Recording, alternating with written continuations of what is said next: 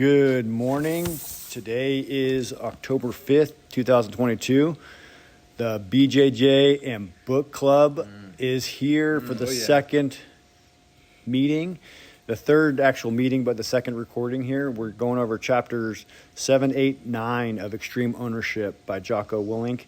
And the chapters are as follows: prioritize and execute, decentralized command, and plan. And so we'll just start discussing those as we go, and we'll have some questions and we'll open some discussion amongst ourselves. But the first one is chapter 7, and it's prioritize and execute. And so this was about, there was a Navy SEAL that fell through the roof, and they were actually cut off from their exit because the IED was there. So they were on a roof, and they had to figure out prioritizing how to safely exit that. And it was really interesting in how essentially you needed to have lookouts, you needed to have people ready in manned positions, and then start trying to get the guy who fell down, obviously. So oftentimes, if you don't prioritize, you start getting tunnel vision, and you could start going down the wrong path without really realizing the big picture. So one of the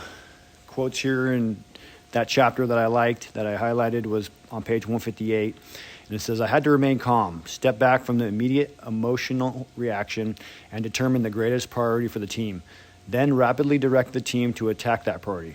Once the wheels were in motion and the full resources of the team were engaged in that highest priority effort, I could then determine the next priority, focus the team's effort there, and then move on to the next priority. I could not allow myself to be overwhelmed. I had to relax, look around, and make a call." That was what prioritize and execute was all about. So some of the questions that I wrote here regarding that, and we'll open it up here, is how do you personally set priorities, and professionally and athletically? So your personal life, your professional life, and here as jiu-jitsu and athletically. And then how can you make sure you're regularly tracking your priorities and adjusting as necessary? So today we have Nick and Tristan here as well. So yeah. Hello. You want me to go first? Sure. All right. So, I mean, professionally and athletically, they're kind of the same thing because I'm a professional athlete. So, honestly, like, my main priority every day is just training. And so long as I just hit the number of training sessions I have throughout the day, I'm pretty good. I do have a bad habit of getting down on myself if, like, I don't perform the right way. But, again, that's not really the priority. The priority is getting into the training itself and putting the hours in. And personally, I really only do like 2 or 3 things outside of jiu-jitsu. I just write poetry and read, or just watch a lot of YouTube. So, but when I set priorities, I usually have like a big goal, like a really, really big goal. I like to set goals that are actually impossible for me to achieve, because then when I'm striving towards that goal, even if I'm never going to achieve it, I'm still going to be at a higher point than if I didn't set that goal.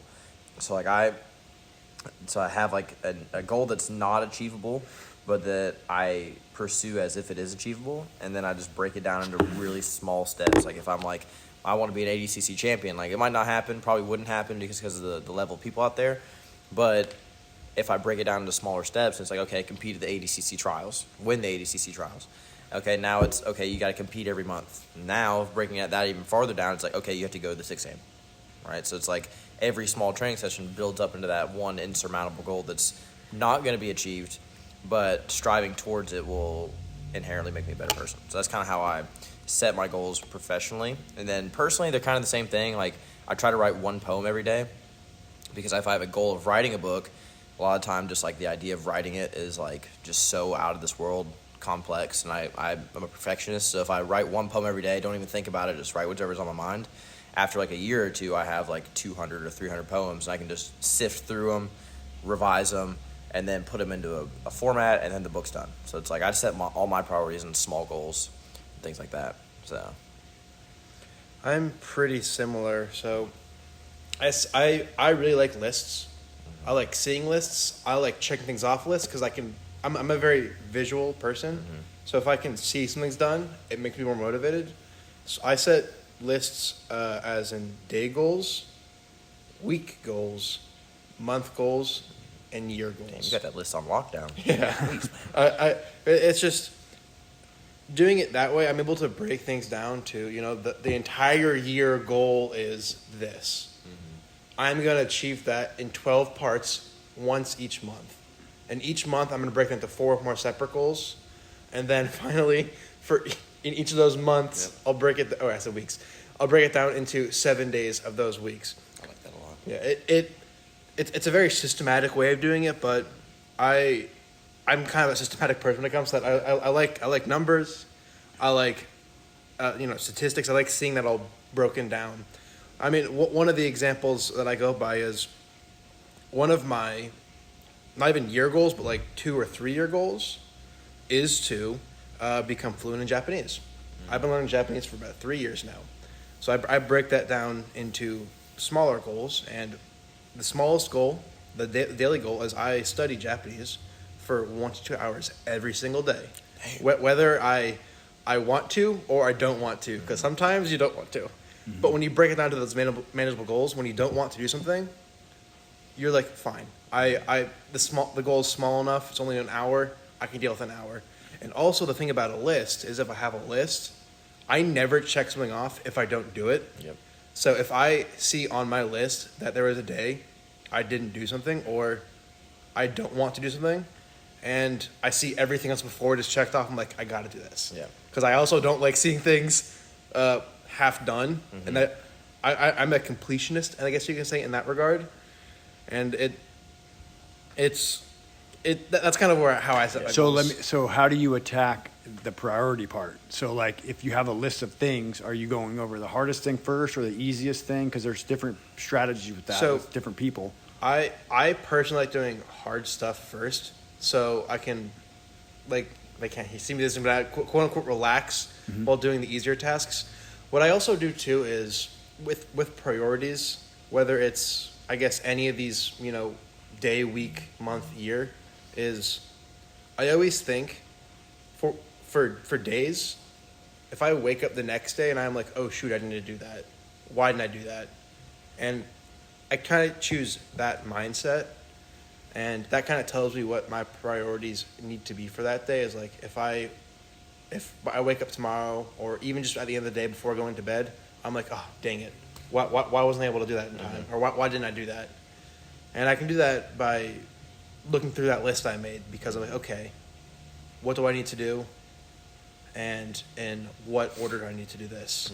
And that kind of mindset there of, oh no, I needed to do that, but I didn't get it, or awesome, that was the first thing I did, and it made the rest of my day easy because of this. Yeah, nice. I'm the exact opposite, man. I always do the hardest stuff last. And I always tell myself, I'm like, I'm going to do the hardest thing today first. And the hardest thing is always schoolwork, because I just hate school and I just don't want to do it. It's not even the fact that it's hard, it's just tedious for me. And training, honestly, is the easiest part. I can get up and train 4 or 5 times a day, no problem, like without any motivation.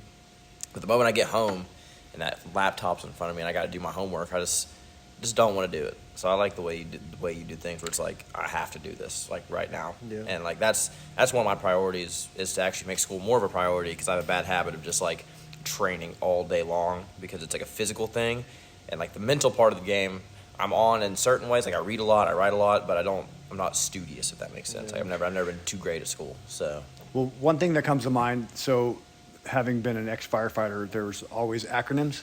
And so like having a list of what your priorities are. So like, for example, if you go to a structure fire, it was RECIO, which was rescue, exposures, confinement, extinguishment, and overhaul. So you knew that rescue life was the most important. So that was always your priority. You go in and save a person.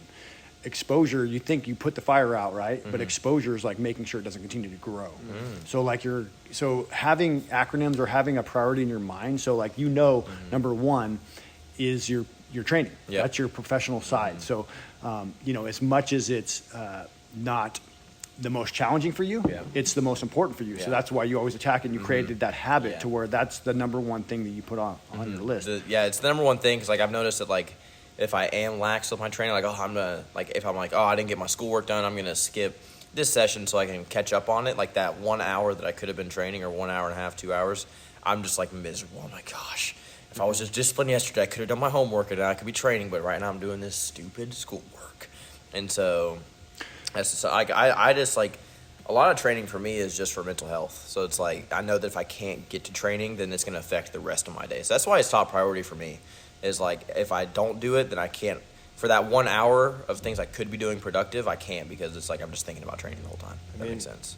I know what I have done to kind of make sure I get what I want done is one of the reasons I do the harder stuff first is because there are priorities that you actually like doing, like jiu-jitsu. So the reason I do the hard stuff first is like, if I do this first, I can reward myself with the fun priorities. Yeah, you're like, the rest of my day is going to be chill because I'm doing the stuff I want to do. Yeah, like for example, when I was in college, I would wake up at 5. I would get all of my homework done. That was my priority.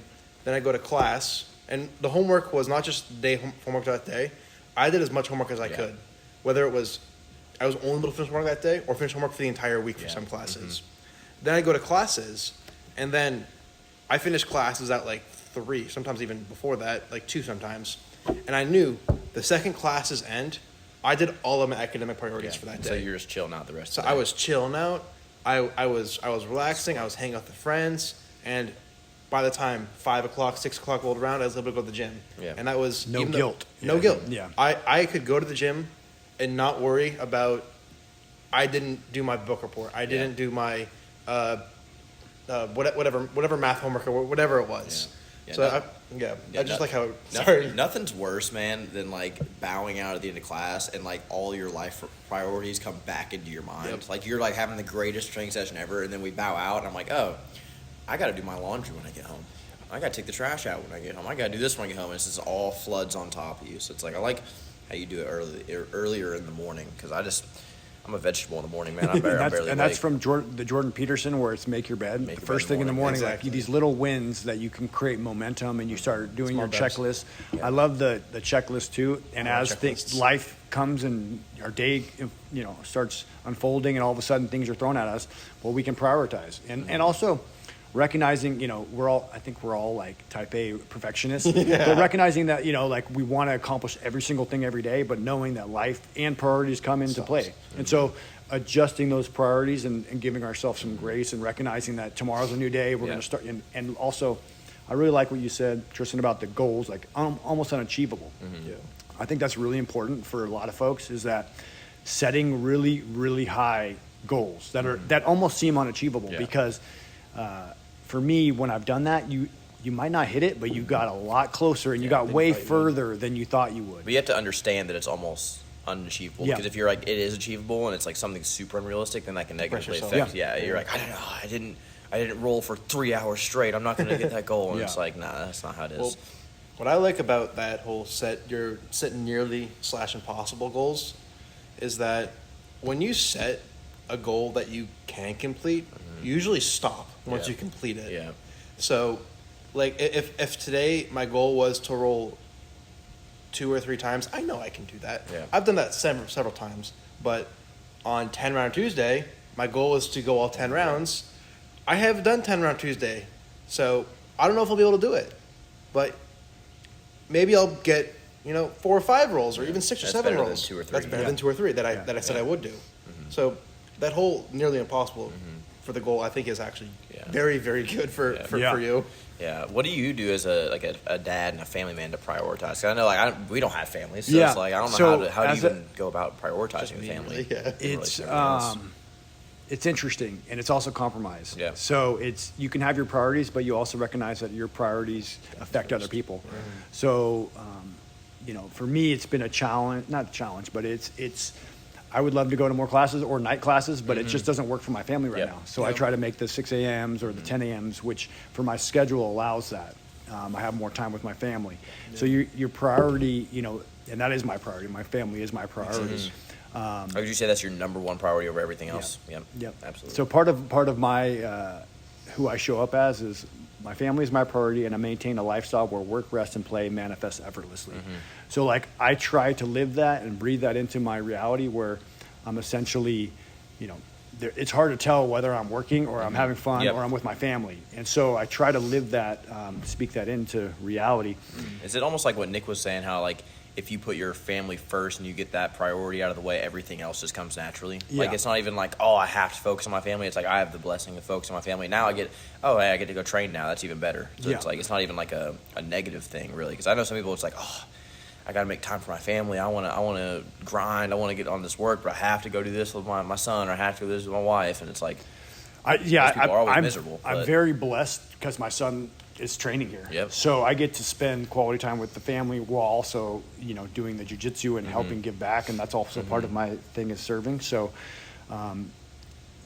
it's, trying to create those situations and knowing that, hey, maybe I won't come on the weekend, or I might not be able to come every, however many days because, there's stuff that goes on in the family. So realizing those priorities, adjusting, and also it's an ever evolving, it's like my family's number one, but there's also this give and take. There's, because I have a long-term goal with jiu-jitsu or with my career or with whatever, there are times when you are flexible on both of those. Yep. And as long as you reevaluate, and that kind of goes back to tracking your priorities.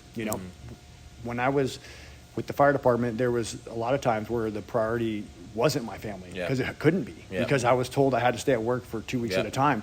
And so that I was serving the community, but also it was out of balance. There's times where things, military and all these, it's like there's huge sacrifices and it's hard to maintain that balance. So realizing that your time is precious and that you're really focused on, when you do have the time, making it quality time and investing in the right things. And so. Yeah, I definitely know that. I kind of had set my priorities and goals off that too. Like when I graduated college, the things I knew was that I had no job, so I didn't have anything tying me down. I didn't have a girlfriend, I didn't have a wife, I didn't have kids, I didn't have anything. So I had nothing really, I want to say like hold me back, but kind of keeping me in one place to make that, because that would also be my number one priority, which is why I was able to make going to Japan, teaching English there as a priority, because I knew that I didn't have to get permission from someone else. Yeah. I didn't have to put that thought on someone. Like moving to an entire different country with a different language is probably one of the biggest decisions I've made in my entire life. Yeah. And unfortunately, it didn't happen because of the past 3 years. Yeah. But I still made that decision based off my current priority list, which was I have nothing tying me down. I just graduated college. I have no job right now besides the job I would have already applied for and got accepted into in Japan. So I was like that. So I can kind of see how it's nice to have someone who has the other side where you have a wife, kids, and work. Well, your dad talks about that a lot, where it's like when you're really busy, you're really efficient, and you have to be super efficient. You have to be, your time is your number one priority, because you have to manage your time, manage your commitments, because if you can manage your time, you can accomplish a lot. If you don't, then your day starts slipping away, and then you start screwing up your priorities. Yeah. So let's move on to chapter 8, which is Decentralized Command. And so that one is interesting for a lot of reasons, because it's, kind of the nutshell of it, which is what as far as a supervisor and as far as a leader, which is this book is about leadership. Yep. And I can kind of read into some of these later, but it's the difference between being a micromanager and then being an aloof leader, basically, is what they say, is like someone that won't let go of any control and wants to manage every single thing of the people that they're supervising, and then someone that has no real clue of what's really actually going on and lets everything kind of get out of control. So I'll just read a few of these. 183, human beings are generally not capable of managing more than 6 to 10 people, particularly when things go sideways and inevitable contingencies arrive. So that's in the fire department, and that's called span of control. How many people you can directly supervise, because if you have way too many people, and they talk about that essentially you're not able to kind of keep track of it. To be effectively empowered to make decisions, is imperative that frontline leaders execute with confidence. Tactical leaders must be confident that they clearly understand the strategic missions and commander's intent. They must have implicit trust that their senior leaders will back their decisions. So, and this is where I was talking about somewhere between leaders who micromanagement from the top versus leaders who give the appearance of control, but they actually have no idea what their troops are doing and cannot effectively direct their teams. They call this trait the battlefield aloofness. And so this is why, page 189, this is why simplicity is so important. Proper decentralized command requires simple, clear, concise orders that can be understood easily by everyone in the chain of command. Page 190, with clear guidance and established boundaries for decision making that your subordinate leaders understand, they can act independently towards your unified goal. And then page 190, span of control is commonly used business term of how many people a leader can effectively lead. And then this is kind of like the highlight here, page 190. As a leader, it takes strength to let go. It takes faith and trust in subordinate frontline leaders and their abilities. Most of all, it requires trust up and down the chain of command, trust that subordinates will do the right thing, trust that supervisors will support subordinates if they are acting in accordance with the mission statement and commander's intent. So this is interesting because a lot of times as a leader, it's hard to let go of that control because you want it done right, you want it done efficiently, but you never empower the people that you're supervising to do it on their own and have that learning experience where they might fail a little bit, allowing a little bit of failure, but not catastrophic failure. Yeah. And also it builds confidence in them so that they can take on more challenges and actually do the position that they're supposed to do. So a couple of questions, and I'll open it up to you guys. How can you have people you lead make more decisions? Why is trust so important for both leaders and followers? And what happens if leaders' intent is too complex? Why is simplicity important? So I think question 3 almost answers question 1 in some regards. How can you have people you lead make more decisions? And I feel like that also question 3 is kind of the answer. I don't want to say the answer to that, but goes into the answer to that of what happens if a leader is too complex. If the leader is too complex, it's too hard for your subordinates to make decisions, so they have to rely on you. So the reason simplicity is important is if it's simple enough, they don't need your help. And what I think a way to also kind of answer question 1 is critical thinking. I feel like critical thinking is indispensable to, I guess, the whole idea of decentralized command, because if you can give your team tasks and they can think, okay, how can I do this? And you can, as you said with question 3, you start simple. Just give them a task to, it could be as simple as cleaning the bathroom. How can I clean this bathroom the most efficient way? And then next time, maybe it's the hall. So now you have the hall and the bathroom in there, and maybe another room that you have to clean. And then you keep going up and getting more complex as it goes on because they already understood how to do these simple tasks first. So I feel like that is probably one of the ways you can lead to making helping your people make more decisions, is that when you start small, they understand what to do, so you kind of build up their confidence, so when they do get to that position, they can kind of make more decisions because they already know what to do based on their past experience. I'll give you a real life example with my kids. So leader's intent, right? Like, let's do the dishes after we have dinner. Yep. And so like, it's real easy for me to bang out the dishes and get them done so we can kind of have some family time. Yep.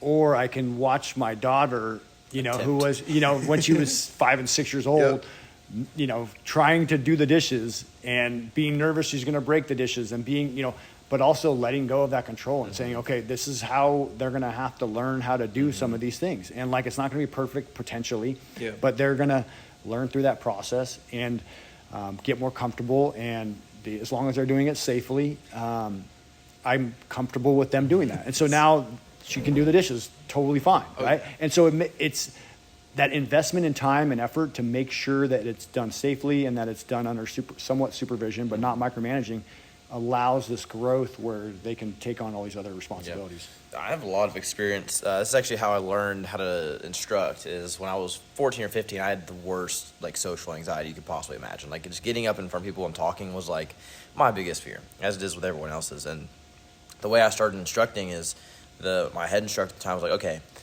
we have 5 classes in a day. At this one class, you're gonna teach. All you're gonna do is explain the technique. I'm like, okay, I might be able to do that. And the first time I fell flat on my face.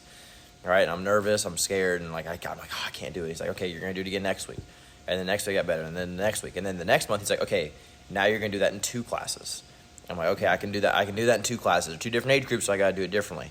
And then after a little bit, he was like, okay, now you're going to teach the first half of just 1 class, and then teach just explain the technique in the other class. And then slowly over like 2 or 3 years, I was getting to the point where he'd be like, hey, you want to teach this whole class? I'd be like, I don't know if I can do that. And then he's like, no, you're going to do it. Like, I'm as your boss, I'm telling you to do it. And so I'd freak out and I'd mess it up. And then the next time it comes around, he's like, hey, you want to do it in the class? I'm like, I still don't know. And then after a while, get to the point where I was so calm, I was like kind of adjusted to it. I was like, yeah, I'll take a class. It doesn't matter. And then it got into like, oh, I'll teach the whole week. I don't care.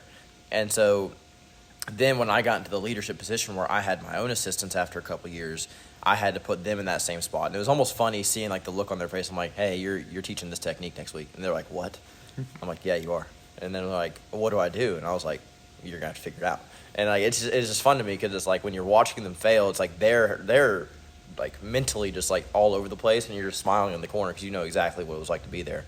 And I've been in the point where there have been micromanaging leaders to where you almost can't grow from it because you're so micromanaged you can't make the mistakes yourself. Yeah. Like the moment you make a mistake, they stop everything. Like, no, you got to do it like this. And it's like you don't have you're not solving the problem yourself. Like Nick was saying with critical thinking. And I've also had the great leaders where they believe in you and they're like, hey, just do it. Like you'll figure it out along the way. It's like I can teach you how to do it, but you just have to do it. Yeah. And I think to get people to make more decisions, you have to force them to do something, but then not be angry when they mess it up. Like a lot of the kids, like I'll be like, when they're like, I'm afraid to compete, I'm like, just compete and we'll figure it out from there. Like I'm not going to micromanage you every session to get it done. Like it's up to you. But if you micromanage everyone, then everyone's like, I don't like that guy. I don't want to listen to anything he has to say. Like I've had a lot of people like that. Yeah. And they think that that's the way they're supposed to lead because they've maybe never been taught the right way. Yeah. And I think trust is important for followers and leaders. Like if one of my assistants, sees that I mess up and I'm like lighthearted about it, I don't really care, then then they're like, oh, this guy's human, Or if I see them mess up, like, hey man, don't beat yourself up. That was a good class. Like I couldn't have done that when I was your age. Yeah. And like that builds like trust. And if I'm like, hey man, I gotta go run and get something from the grocery store. Can you just teach this class real quick? As long as no one dies, I'm fine. And then I come back, and no matter how the class went, I'm like, hey man, thank you. I really appreciate what you did. Like I appreciate that. And then if someone's too complex, then even if you are like, if my boss is too complex, then whenever I'm teaching my assistants, I'm inherently gonna be too complex too, because I'm thinking about all the stuff they told me to do, so I gotta translate to them, and then they're thinking about all these 5 million different things, so then they can't operate the right way. So I think if you just have like one goal, like, hey, we're gonna teach this today, it's gonna be awesome, like nothing else, then they can just focus on that one thing. But it's like priorities we talked about in the first chapter, right? Like if you have too many priorities, you can't focus on any of them. And so that's why I feel like as a leader, you have to. I lead from a point of like, we're in this together, and like I'm not your leader. I'm just like, I wouldn't say motivator, but I'm along for the ride with you. Like I feel like with that, like if I'm like, hey, we're doing this together, then when I ask you to do something, like as a leader, it almost doesn't even seem like I'm asking you to do something. Like I'm like, hey, what do you think about this right here? Like, do you think this would work for the kids class? And like, I don't know about it. And I'm like, I'll come up to the back, hey, did I do that well? Like, what do you think about that? And they're always like, why are you asking me? You're the one doing it. I'm like, I just want someone's input. And then when they come up to me, they're like, hey, how did I do? It's like the same exact reciprocal thing. And so right there, we're coworkers. But then when I have to turn into a leader, I'm like, hey, man, can you quickly go clean the bathroom? They're like, oh, sure, no problem. But if I'm always like, hey, do this, do this, do this, do this. Why didn't you do this? And then I'm like, hey, go clean the bathroom. They're like, oh, this guy's asking me to do a million things today. But if you can disguise it just by being a genuine person and a genuine leader, then it's a lot easier to get people to trust you and get them to lead more. Remembering where you came from, yeah. Because it wasn't that long ago. Mm-hmm. So it's easy for leaders to have this ego, right? And we go back to the other chapter of ego. It's like, no, we were all started somewhere. Yeah. Nobody's perfect. We all make mistakes, and actually mistakes are to be cherished, and like in a lot of ways, as long as it's done safely and you learn, like that's how you get better. Mm-hmm. So yeah, I mean, when it comes to, I guess, just mistakes, bring it to jiu-jitsu. If I do a move correct on you the first time, I know one way to do that move. Mm-hmm. If I fail that move on you 9 times and I get the 10th time, I now know 10 different variations of that move. I literally said that in the kids' class yesterday. Quite literally. Yeah. But, like, you know what I mean, though? Like, the more you fail, the more options it gives you because you're forced to. Mm-hmm. Like, because that one of those 10 moves works on you, but maybe 3 of them work on someone else. Yeah. 4 of them work on the person next to them. And maybe all 10 of them works on me because I'm bad. Yeah. Sometimes. Yeah. But So true. I think another reason trust is important, I was also kind of going back to what we talked about last time, was that people can only do so many tasks at once. They say if you have 10,000 tasks, you can do all 10,000 poorly. But if you take 2 or 3 of them, you can do them well. And I think trust is important because if you have those 10,000 tasks, you can delegate them to your trusted subordinates or trusted followers, because they can do 2 or 3, I can do 2 or 3, and now suddenly you have, instead of just 2 or 3 tasks being done, you have 20 tasks being done. And the trust comes from, I know they can do this, I know they can answer the questions or decisions they have to make in this because they've learned it from either me, from their past experience, from our experience working on it together, so they can make those decisions by themselves. But delegating is the hard. Like if you've done everything your whole life and you know the most efficient way to do it, you can teach someone the efficient way to do it, but when they try it, it's not going to be efficient at all. And then you're like, well, it takes more time to teach them to do this than it does for me to do it. And so in your head, you're like, I'm just going to do it myself. And then you do that over and over. They don't get the opportunity to rise up to the occasion. So it's like, for me, it's like when I was teaching classes, I'm like, well, I want this class to be like good. I want these kids to be motivated. And like, if there's a bad class, what if they never come back? And it's like, to me, it's like, well, this is how I came up. Like I had to mess up a lot of classes. And then like when someone did mess up a class, I'd always tell them like, in 2 weeks, no one's going to remember this class. But by tomorrow, no one's going to remember that class. Like these kids like life. Like they probably don't even remember what they had for breakfast this morning. Like most kids don't. And like the parents, all they care about is that you're taking their kid off their hands for an hour. That's all they care about. So long, and that's why I always said like, so long as no one dies and the place doesn't burn down, you succeeded in your job. Well, and your priority, while I'm out there with you, is fun, right? Yep. Besides Always. being safe, is always have fun. Like, if the kids are having fun, they're going to want to keep coming and showing up. So through osmosis, through being here, they're going to get better at jiu-jitsu. Yep. They're going to be around people that are motivated, better. It's going to build on their character through this process. So, keep it simple, right? Like, have fun, learn the technique, do the best you can. Some of these like character things, but really it's through that, and also like you said, I go back to. It's the long term. Yep. Like the long term is to have my daughter be a contributing factor in our family, right? Teach her how to do laundry now. It's like, they can screw up some stuff, right? However, long term, I can do it short term and just keep micromanaging it, or I can think about the long term. Like I want them to be functioning and know how to take care of themselves, help contribute to the family, all of these things. And so that goes with, the business world, that goes with, jiu-jitsu, it goes with our own personal lives. And I think it's also good for the leader too if they mess up, because like this is just like from a teaching perspective, this is really how I think about it. But like if like someone that I have in messes up the class, like just completely, the kids are just miserable, they want to go home, they're not having fun. Well, then the next time they come in and they see me as the instructor, they're like, oh yeah, this guy's back. Now I'm so excited for him. And now the fun is even more up. And if that person's watching the class, if they have critical thinking skills, they're thinking, okay, oh, he does this here. That's how they're getting fun. Okay, he said this right here. That now I understand. So it's like I can lead by example. And a lot of time, I don't even have to tell you what you did wrong. I can show you what you did wrong just by teaching, right? And so it's an opportunity for me to get better, and it's an opportunity for them to get better. It's an opportunity for the kids as well to adapt to new instructing styles and different techniques.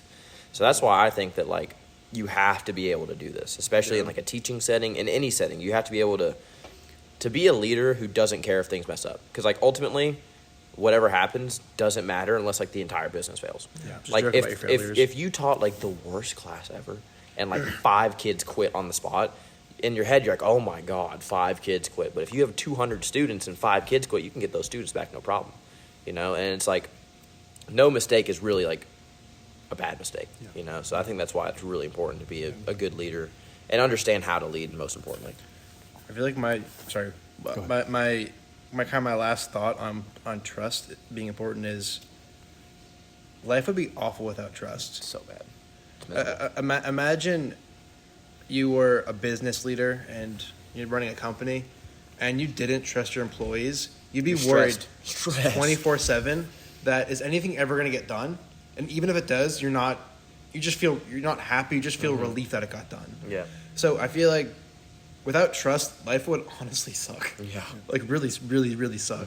Like for jiu-jitsu too, if you didn't trust your teammates, you would never go on the mat because you want to get your arm broken. Yep. you don't want to get choked out, and you don't know if they're gonna stop when you tap or not. So without trust, you might as well just stay in your bedroom and never leave. Yeah.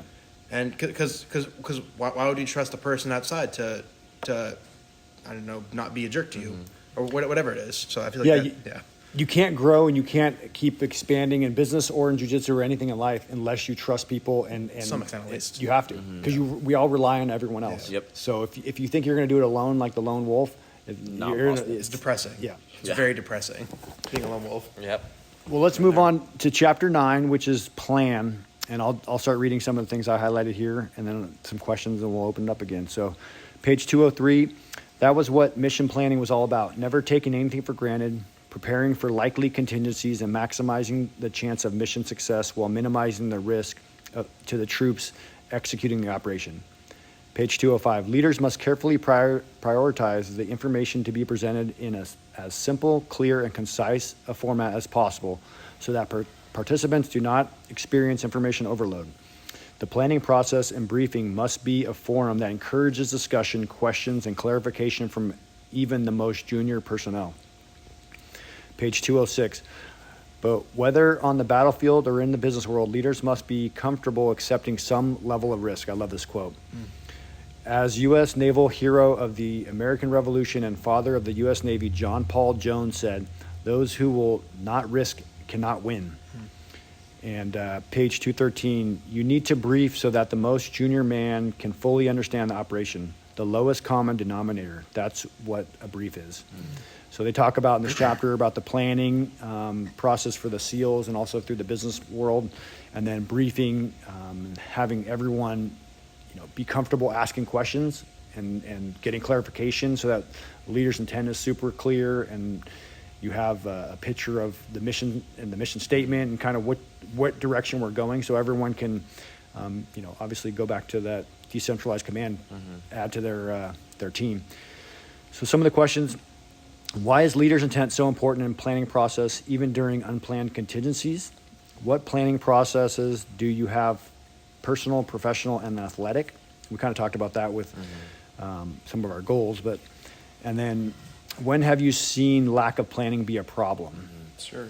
Yeah, so I think leader's intent is really important from a teaching perspective. Again, I'm always briefing everyone. I don't care if you're not even the instructor. I'm like telling everyone, hey, this is what we're doing today. Like when I was teaching, I had an assistant come in. I would bring them over, and in 3 minutes, I'd tell them everything we're doing in the class, and I would explain it in depth. I'm like, okay, when they get on the mat, we're going to do this. Here's how I'm going to teach it, so just make sure they're doing it this way. Like, this is the one detail I want you to focus on. From there, we're going to move on to this. If you see anything wrong, come tell me, and I'll fix it. And then at the end of class, we're going to end with this. And if there's anything you want to take during this part, if you feel confident, you can take it. So it's like I'm decentralizing already, but I'm also briefing them. So that way they know, like, okay, when this happens, now I hop in. Instead of being like, oh, hey, come do this. Because now they're like, what? I'm doing something? I don't want to do that. I even tell Joe, and he's the head guy. I'm like, hey, think about teaching foot sweeps today. What do you think about that? And he's like, it's good. And I'm like, I'm going to teach it from 3 areas, this, and this. Do you think I should do that? Like, do you think they can handle that? He's like, maybe not from that third one. I think we can just do the first 2. Okay, good. And then I'm like, if there's anything you see, feel free to stop the class so we can all focus in on that one mistake. And so now it's like everyone's like, okay, we're doing this. Here's what we're looking for, and it's very simple. And even during unplanned contingencies, I always talk about this. Like, some kids, they don't have quite the bodily control that adults do. Sometimes they just don't feel like asking to go to the bathroom, right? And so I had a contingency in my head for this, like, all the time, because I was like, my main fear, I was like, what if a kid just, like, pees on the mat because they're so nervous, right? Because, like, it's high energy. There's so many kids in the room. A lot of kids just get nervous, And so I always have a contingency plan. I'm going to gather everyone away from it. I'm going to get their eyes away from it so the kid doesn't feel embarrassed. I'm going to do a very verbose and in-depth talk that gets everyone's attention on me while someone else goes and cleans it up. Yeah. That way the kid doesn't feel embarrassed. I'm not like, whoa, why would you do that? Like, what's your problem? The kids don't look at it, so they don't know what's happening. And then they're also getting a benefit out of it as well. Like, I'm stopping the whole class, and I'm telling them about something. It could be it could be about what I ate for breakfast that morning. I'll make a life lesson out of it. And, like, when the kids are like, what's that over there? And it's like, oh, no, keep your focus on me, because what's over there doesn't matter. What I'm talking about really does matter. And then that kid, they feel more ready to get on the mat. They're not, they'll be embarrassed. Obviously anyone will be. But I've lessened the impact it would have on them. I've raised the impact that I can have on the kids throughout that. And so, like, I have a lot of, like, unplanned things. Like, even during class, I'll have an unplanned thing that I say. Like, I'm like, okay, I see this. We're stopping. We are changing everything, and we're just going to do this. And so I think improv is a really big deal, but being able to do it in an efficient way that, like, wouldn't hurt anybody. Yeah. You know, so that's, like, one of the unplanned things that I always think about is, like, what is the worst thing that can go wrong in class? Like, is some random guy going to walk in here and just, like, creep all the parents out? And, like, they're looking, okay, here's what I got to do. Okay, I got to sit all the kids down, get them drilling, get them unfocused, and I got to go talk to this guy. Yeah. I got to ask him why he's here. Hey, whose student are you here for? Oh, you're not. You're just watching classes. Okay, well, if you want to go talk to Joe in the front, he can give you more information about our classes. We're kind of running the class right now. I just want to be respectful of the class. And so just being able to like have concepts in your head of like, okay, how do I lessen the impact upon an individual and greatly impact more people? And so that all goes to the leader's intent, which is the leader's intent for the school is to provide a safe, fun place for kids to learn jiu-jitsu and for adults to learn jiu-jitsu. So your intent is to have a good environment for the kids. So I just want to bring it back to that leader's intent is you're following all those things. All these examples are an example of how you're adapting and overcoming every situation with realizing safety, fun, learning, and then controlling whatever you can control, right? And then lack of planning can also go into that. Like if you've never thought, like if you think, oh, this class is going to go perfect, and then nothing, and then something goes horribly wrong, then you're like a deer in headlights. You're like, like I've had, I know, assistant teaches a class, and like they forget what they're saying. There's like, just lock up. And like I'll be joking to the side. I'm like, this. Yeah. And then I'll tell a kid, I'm like, hey, tell them it's this. And like I'll have the kid be like, aren't you supposed to be doing this right now? And the guy's like, oh yeah, that's what I'm supposed to be doing. And I'm like, thanks, man, appreciate it. But I've seen it up to even to the leaders who are supposed to be leading me. Like they have such a lack of planning. Like one time I went in for a belt test, and it was like a black belt test. So it was like a big deal. People have driven all over the country to come to it, and we went into the room. As like 5 minutes before the test was going to start, everyone's ready. They're looking nervous. They're looking ready though. And we go in there, and the guy goes, "All right, what are we doing?" And me and my boss were like, "Y'all haven't like figured that out?" And they're like, "No, I figured we could just bounce ideas off each other and just kind of go with it." And I was like, "Dude, these people have been training for years for this moment, and you don't have the professionality and the respect to plan something out for them." Like I sometimes I spend like an hour or two just planning for a 4-year-old class, you know, and they didn't do that for a black belt test, you know.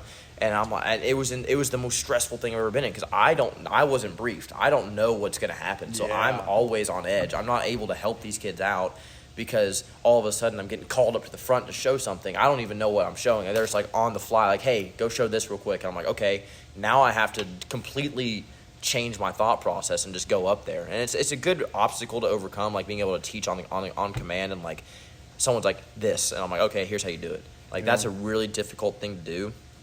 But, you know, I'd rather do that in a controlled setting where the plan was already set in place, you know. And lack of planning I feel like it's a big thing because it's so just hard. How do you plan? So you kind of talked about personally and professionally with how much you're planning behind it and athletic, I guess. So you're kind of you're the anomaly. The professional, personal, and athletic is all kind of the same. But yeah, so that's that planning process is super important, and having those contingencies and having a plan for if something unexpected happens. Even if it's not written down, just like in your head, and being able to convey that to other people, I think is really important. So I think leaders' intent is incredibly important. Because it's the unifying goal that everyone's going towards. This is where I'm going to get a little bit nerdy on you guys. I'm all about it, dude.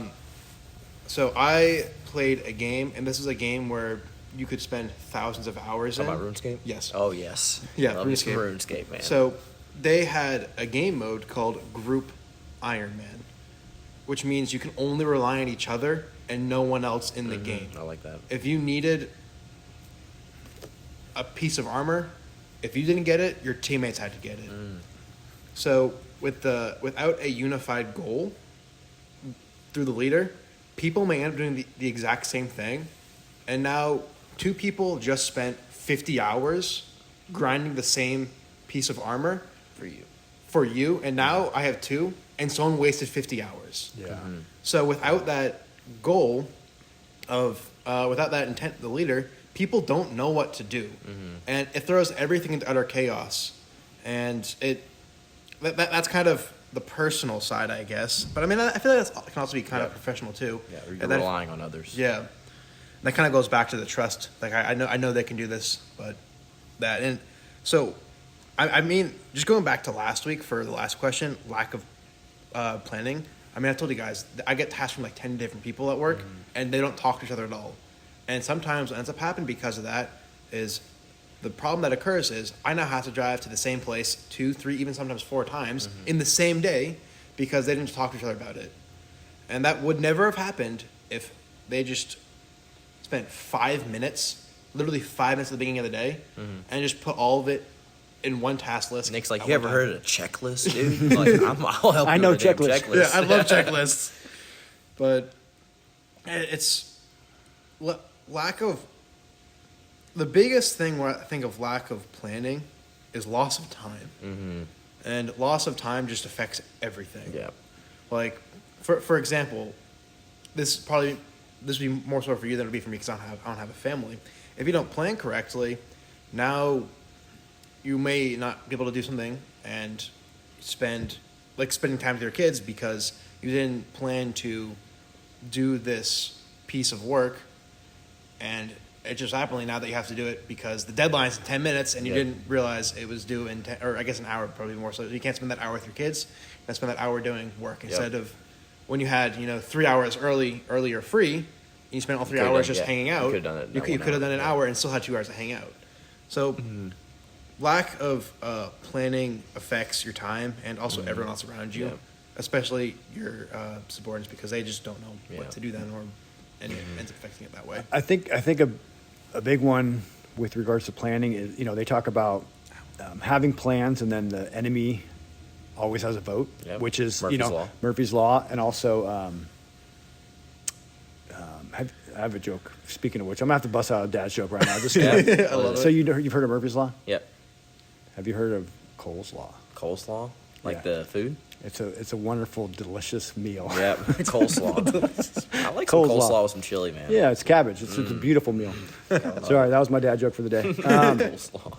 I always feel that one. So, going back to it, I mean, the enemy always has a vote. You have to prepare for contingencies, and like you said, things come up, and then you prioritize, and recognizing that, like, if you have your priority, you can plan and then adjust to that a plan, and sometimes it just means letting things go too.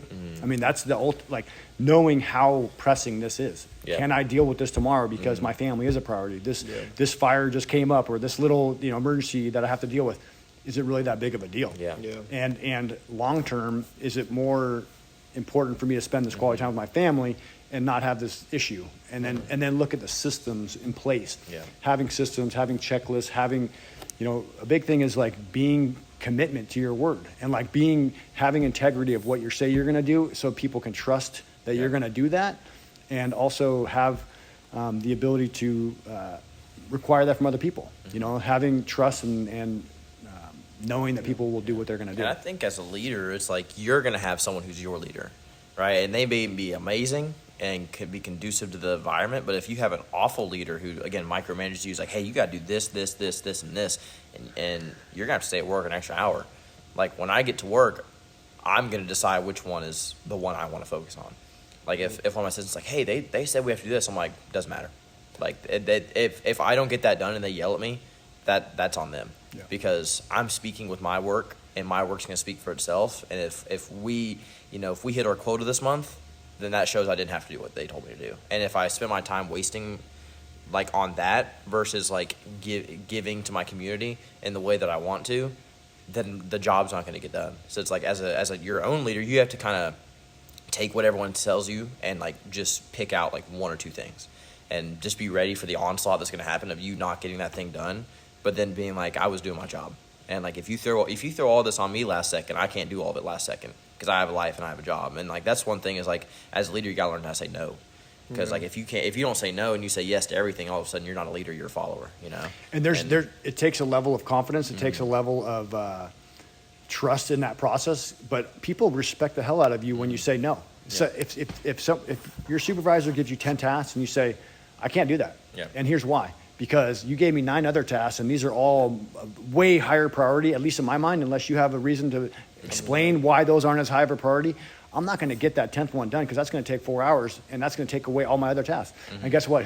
He or she will say, wow, I never thought about it like that. Yeah. Like, thank you for doing that. We're going to, we're going to figure out a better way.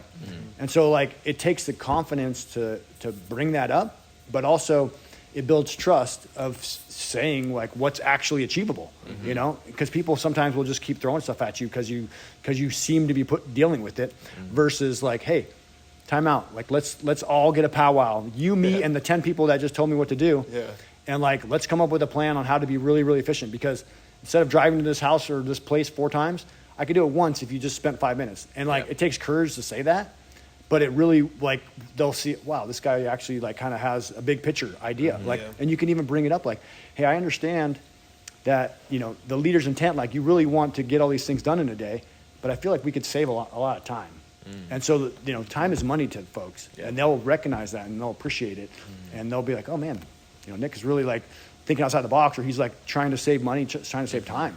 Yeah. Or if they're a bad leader, they take it as like an offense. Yeah. Well, and like, I know how to do this. And it's like, well, okay, I'll just be silent then and I'll just do it my way. That's how I usually was. Like, if I had a good leader, it's like, hey, we can do it this way. And they're like, dude, that's a great idea. Let's do it that way. And I'm like, okay, I was listening to it. If I'm not listening to it, I'm just going to do my own thing. Yeah. And if you have a problem with it, I have this like thing where I can just turn my brain off if someone like if someone is yelling at me for something that like is not important, I just be like, yep, totally my fault. Yep. I use the extreme ownership, and I just like, if you take so much ownership over a situation that doesn't matter, it's like they can't be mad at you.